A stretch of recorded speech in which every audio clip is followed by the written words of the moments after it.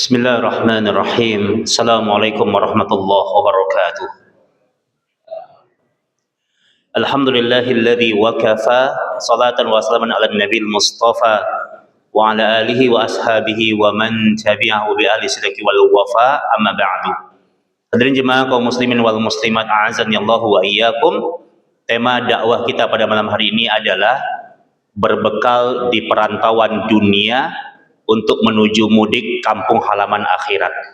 Kenapa tema ini kita angkat? Karena kita mulai memasuki pertengahan Ramadan, dan biasanya orang kalau udah di pertengahan Ramadan itu Pak, fokusnya itu sebagiannya tidak kepada ibadah lagi, tapi yang rame, jalanan mulai rame, tempat belanja mulai rame, tempat hiburan mulai rame, tempat kuliner mulai rame, dan masjid mulai sepi.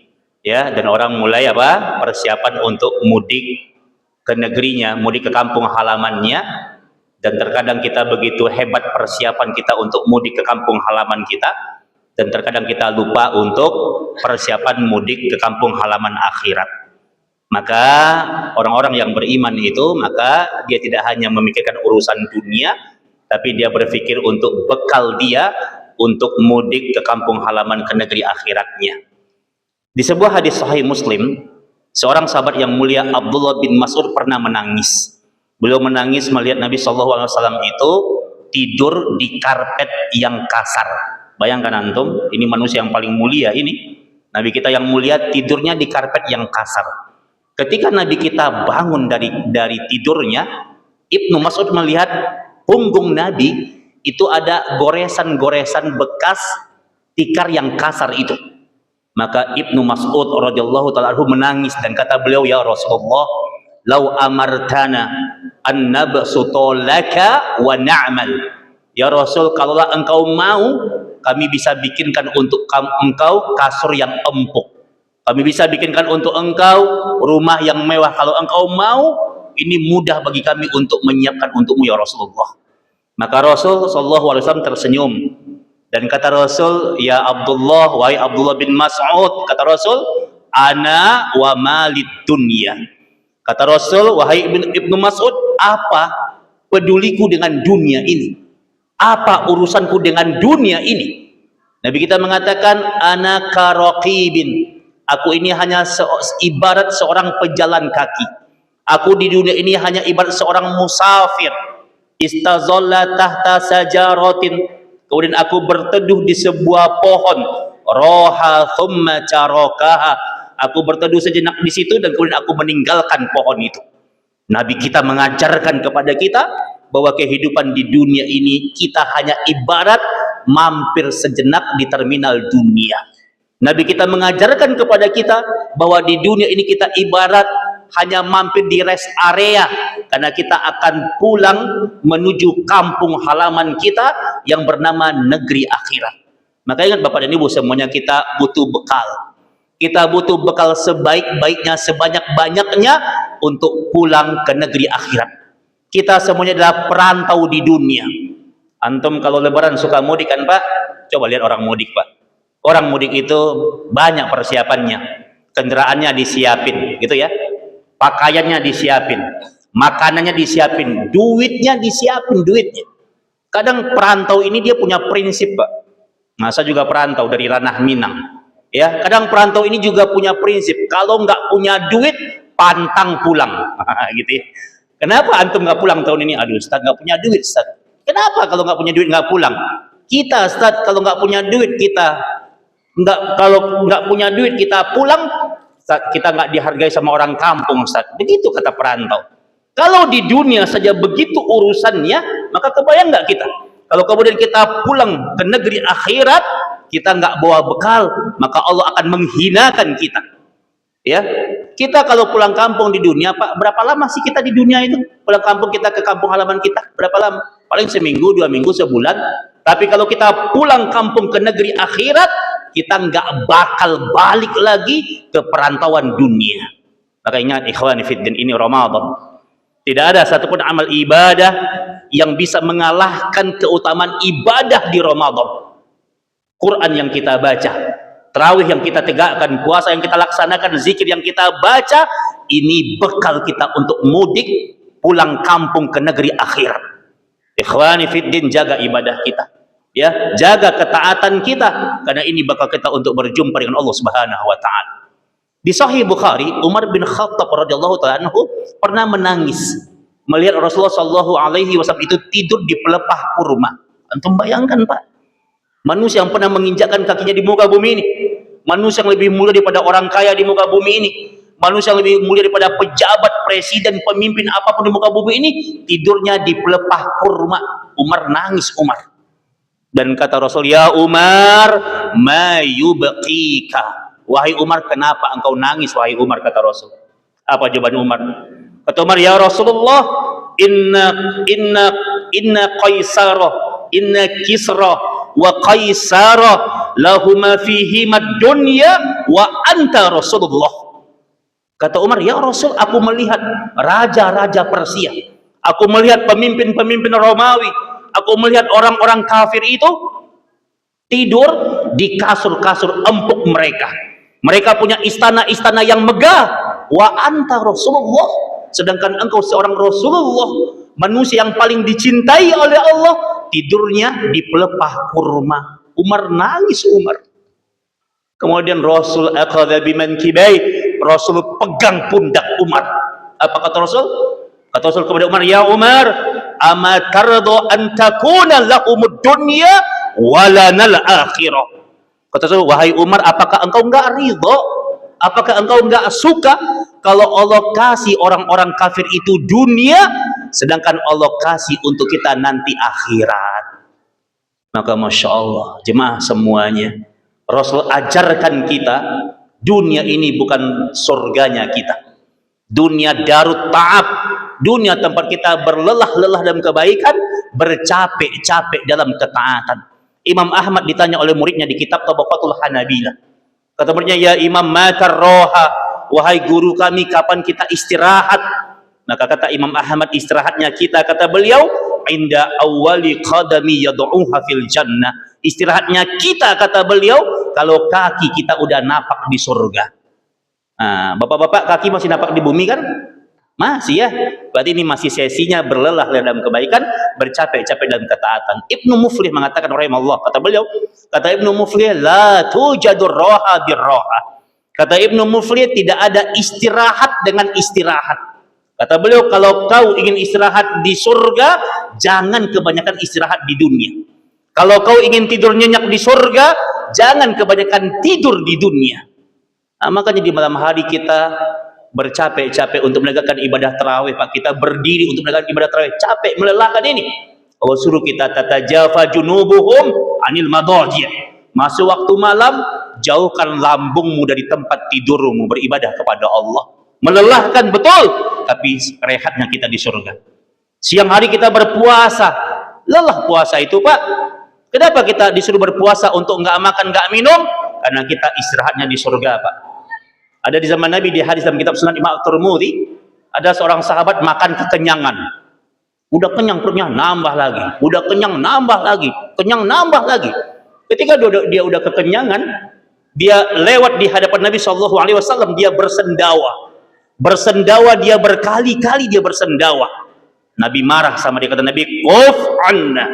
Kata Nabi, menyingkir engkau dari kami, menyingkir, kata Nabi. Kemudian Nabi bilang sama dia, kata Nabi, inna man asba'a minkumud dunya tula ju'an yaumal qiyamah. Kata Nabi, ingat, yang sering kekenyangan di dunia akan menjadi orang yang paling lama laparnya di akhirat. Masya Allah, ini hadis kalau kondangan enak dibaca nih, ya. Nah, ya, kita kondangan kadang-kadang semuanya pengen disikat, apa aja gitu kan, lagi kalau udah buka puasa nih. Masya Allah. Maka ya ikhwan, ya, berlelah-lelah di siang hari, bercapek-capek di malam hari untuk ketaatan kepada Allah. Ini bekal kita untuk pulang ke kampung negeri akhirat kita. Lihat Pak Utsman bin Affan itu, Pak. Antum pernah baca riwayat Utsman? Utsman itu, Pak, di Sahih Bukhari dijelaskan. Imam Bukhari bersaksi tentang ketaatan Utsman. Utsman itu, Pak, kalau sholat malam tuh, sholat malam Utsman, sholat malam dia, maka ketika dia baca Al-Fatihah di rakaat yang pertama, kemudian dia baca surat, dia awali dengan dia membaca Alif Lam Mim. Di awal surah Al-Baqarah dia baca, di awal Al-Quran dia baca Alif Lam Mim. Kata Imam Bukhari, tidaklah Utsman itu dia ruku di rakaat yang pertama kecuali setelah Utsman membaca minal jinnati wan nas. Allahu Akbar. Apa itu artinya? Utsman itu satu rakaatnya dia khataman Quran. Maka ikhwan, mari Utsman ditanya, kenapa Utsman, kenapa engkau ibadah begitu hebat? Kata Utsman, ini bekalku untuk pulang ke negeri akhiratku. Bekal. Maka ingat, puasa yang kita tegakkan, Quran yang kita baca, ini bekal kita untuk berjumpa dengan Allah Subhanahu wa taala. Masya Allah, waktu cepat banget sih waktu ya. Ini kayak ya. Nah, terus saya nggak apa-apa ya Ustaz ya. Dikit lagi ya. Ibnu Hamdun, ulama besar. Ibnu Hamdun, seorang ulama besar, dia wafat di tahun 562 Hijriyah. Ibnu Hamdun ini dia mengarang kitab, namanya kitab Tadhkirul Alhamduniyah, di kalangan para pelajar penuntut ilmu. Ini kitabnya terkenal nih, masyhur. Tadhkirul Alhamduniyah. Ibnu Hamdun cerita tentang kisah Abu Bakar. Kata beliau, Abu Bakar itu di akhir kepemimpinannya menjadi khalifah. Di akhir kepemimpinan jadi khalifah Abu Bakar, maka dia kumpulkan rakyatnya. Dia bilang, ya maksarul muslimin, wahai semua rakyatku, kata dia, Abu Bakar minta diaudit. Antum bayangkan ini, seorang pemimpin Islam, pemimpin terbaik, minta diaudit. Abu Bakar khawatir, Pak, selama dia memimpin, dia khawatir ada uang rakyat yang dia makan, takut dia. Dia khawatir selama dia memimpin, ada fasilitas rakyat yang dia gunakan, dia takut dia. Maka Abu Bakar minta diaudit. Abu Bakar minta diaudit. Kemudian semua rakyat mengaudit Abu Bakar, datang ke rumahnya, datang ke kantornya. Ternyata Abu Bakar nggak punya apa-apa, bingung orang apa yang mau diaudit dari Abu Bakar. Masya Allah. Padahal sebelum Abu Bakar jadi khalifah, dia seorang yang kaya raya dia. Ketika dia jadi pemimpin, dia jadikan kepemimpinan itu jalan penderitaan. Dia rela menderita untuk membahagiakan rakyatnya. Beda, Pak, dengan sebagian pemimpin sekarang. Sebagian. Ya, awal memimpin nggak punya apa-apa, jadi pemimpin mendadak kaya, Pak. Ya, sebagian, Pak, ya. Gitu. Lihat Abu Bakar, nggak punya apa-apa Abu Bakar. Ketika Abu Bakar meninggal dunia, didatangi oleh Umar bin Khattab radhiyallahu taala anhu. Kata Umar sampaikan perkataan yang mengagetkan. Kata Umar, rahimahullahu Abu Bakrin. Allah telah merahmati Abu Bakar, kata Umar. Kenapa? Kata Umar, laqad at'aba man ba'dah. Abu Bakar ini, kata Umar, telah membuat orang susah setelahnya. Apa itu artinya? Abu Bakar susah dikalahkan kebaikannya, susah dikalahkan kedermawanannya, susah dikalahkan kepemimpinannya, susah dikalahkan ibadahnya, susah dikalahkan sedekahnya. Umar itu berupaya untuk mengungguli Abu Bakar, nggak bisa terkalahkan Abu Bakar ini. Maka kata Umar, ini Abu Bakar bikin susah orang setelahnya.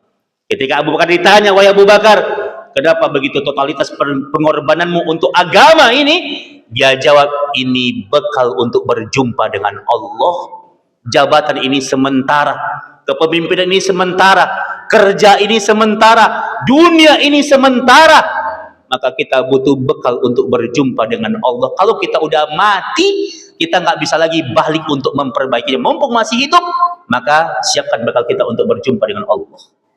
Terakhir, Umar bin Khattab, kata Imam Ibnu Hamdun di kitab Tadhkirul Alhamduniyah. Umar itu, Pak, ketika dia jadi khalifah, Pak, dia panggil sahabat yang paling kritis di zamannya, yang bernama Salman Al-Farisi radhiyallahu taala anhu. Antum kalau baca biografi Salman, ini sahabat yang mulia luar biasa, Pak. Nabi memuji Salman, sahabat yang pintar dan jenius, Salman. Dan dia seorang kritikus yang terbaik. Siapapun pemimpin yang menyimpang di zamannya dikritik oleh Salman, dan dia nggak takut. Maka dipanggil oleh Umar. Kata Umar, ya Salman, kritik aku. Diminta kritik oleh Umar. Kata Salman, nggak ada yang dikritik dari dirimu, wahai Amirul Mukminin. Engkau pemimpin yang terbaik, nggak ada yang dikritik dari dirimu. Dimarahin sama Umar. Ya Salman, kritik aku, cari kesalahan aku, kata Umar. Kemudian dia pulang 3 hari 3 malam. Dia cari itu kesalahan Umar. Ini apa ini salahnya, kata dia. Dicari. Hari keempat dia ketemu kesalahan Umar. Dia bergegas, dia menemui Umar bin Khattab. Umar senang. Ini pemimpin yang baik, Pak, senang dikritik. Ya, sekarang pemimpin dikritik, Masya Allah ya. Langsung diciduk rakyatnya ya. Lihat, datang itu. Ya, Salman datang mengkritik Umar. Ada satu kesalahanmu, wahai Umar. Ya, Umar senang dikritik. Makanya Umar punya kaidah. Apa kata dia? Hasibu anfusakum qabla an tuhasabu, hisab dirimu, hitung dirimu sebelum Allah yang memperhitungkan. Salman senang dikritik dia. Umar senang dikritik. Maka kemudian Salman mengkritik Umar. Kata Salman, wahai Amirul Mukminin, engkau punya satu kesalahan. Satu ini kesalahanmu, wahai Amirul Mukminin. Kata Umar, sampaikan. Bahagia dia. Maka kata Salman, kesalahannya adalah laqad jama'ata idamaini alal ma'idati. Masya Allah. Kata Salman, wahai Umar, engkau punya satu kesalahan. Laqad jama'ta idamaini alal ma'idati. Aku lihat kalau engkau makan, engkau mengumpulkan dua lauk dalam satu hidangan. Engkau makan pakai dua lauk, itu kesalahanmu. Lihat rakyatmu, masih ada yang nggak makan tuh. Masih ada yang makan nggak pakai lauk. Nggak pantas engkau sebagai seorang pemimpin makan pakai dua lauk. Ya Allah, Pak. Kita memakan pakai 5 lauk, Pak. Cuci mulutnya goreng lah, cendol, kolak, Masya Allah. Umar gara-gara makan pakai 2 lauk dikritik oleh Salman Al-Farisi. Demi Allah, sebuah riwayat yang sahih mengatakan sejak saat itu Umar nggak pernah makan pakai 2 lauk. Dia makan sering nggak pakai lauk atau maksimal dengan 1 lauk. Lihat, Pak. Ketika Umar ditanya kenapa begitu tegar dia dalam perjuangan, dia bilang ini adalah bekal untuk menemani Rasulullah Shallallahu Alaihi Wasallam di surganya Allah Subhanahu Wa Taala. Semua mereka punya alasan kenapa harus capek di dunia, kenapa harus berkorban di dunia, kenapa harus berjuang di dunia. Alasannya untuk bekal ke negeri akhirat kita menuju kampung halaman kita. Maka ingat, jangan sia-siakan Ramadan. Jangan sia-siakan Ramadan. Yang hari ini menyepelekan, mengabaikan, menganggap remeh ibadah Ramadan, demi Allah di hari akhirat nanti mereka akan menyesal terhadap ibadah yang mereka tinggalkan. Sadarkah kita, Pak? Kumpul kita sekarang di sini nih, di Masjid Miftahul Jannah yang kita cintai ini, kumpul kita sekarang di sini. Sadarkah kita saat ini juga ada jutaan ahli kubur minta balik ke dunia. Ada jutaan ahli kubur minta balik ke dunia. Permintaan mereka Allah abadikan dalam Al-Quran. Allah bilang, setiap saat ahli kubur itu dia bilang sama Allah, apa kata mereka? Qala rabbirji'un la'alli a'malu salihan fima taraktu. Ya Allah, balikin kami ke dunia ya Allah. Kami menyesal terhadap ibadah yang pernah kami tinggalkan, ibadah yang pernah kami lalaikan. Mereka menyesal. Maka ingat, semua kita sedang menuju liang lahat kuburan kita. Jangan sia-siakan Ramadan. Yang mulia di Ramadan bukan siapa yang memulai di awal. Yang mulia di Ramadan siapa yang bisa bertahan sampai akhir. Maka pertahankan, Pak. Pertahankan. Jangan sampai nanti kita menyesal karena kita sedang menyongsong kematian kita dan kita akan menyusul menuju negeri akhirat. Di masjid ini, Pak, dulu masih ada si fulan yang duduk bersama dengan kita. Di masjid ini, Pak, dulu masih ada si fulan ikut taklim bareng bersama kita. Di masjid ini dulu masih ada saudara kita, teman kita yang ikut berjamaah bersama dengan kita. Sekarang kemana mereka, Pak? Sebagian mereka dipanggil oleh Allah dan kita akan menyusul mereka. Andaikan ini Ramadan kita yang terakhir, maka ini adalah ibadah kita, bekal kita untuk menuju negeri akhirat kita. Demikian, mohon maaf kalau kepanjangan, mudah-mudahan bermanfaat ya. Mau 1 jam atau 2 jam? Takut jemaah, takut nanti ini ya, jemaah takutnya apa, mau tarawih kan kita habis ini ya. Ya, mudah-mudahan bermanfaat yang sedikit ini ya. Mari kita saling ngasih semangat, kuatkan persaudaraan kita, saling ingatkan tuntas Ramadan sampai akhir. Bagi yang mudik pulang kampung, selamat bersilaturahim, tapi tetap jaga ibadah ya, jaga ibadah kapanpun dan dimanapun, karena itu harta kita yang berharga untuk berjumpa dengan Allah Subhanahu Wa Taala. Demikian, mudah-mudahan bermanfaat. Nafa'anallahu wa iyyakum bil ilmin nafi wal amal shalih. Wa sallallahu ala Muhammadin wa ala alihi washabihi wasallam. Mari kita tutup dengan doa kafaratul majlis. Subhanaka Allahumma wa bihamdika asyhadu alla ilaha illa anta astaghfiruka wa atubu ilaik. Wa akhiru da'wana anil hamdulillahi rabbil alamin. Assalamualaikum warahmatullahi wabarakatuh.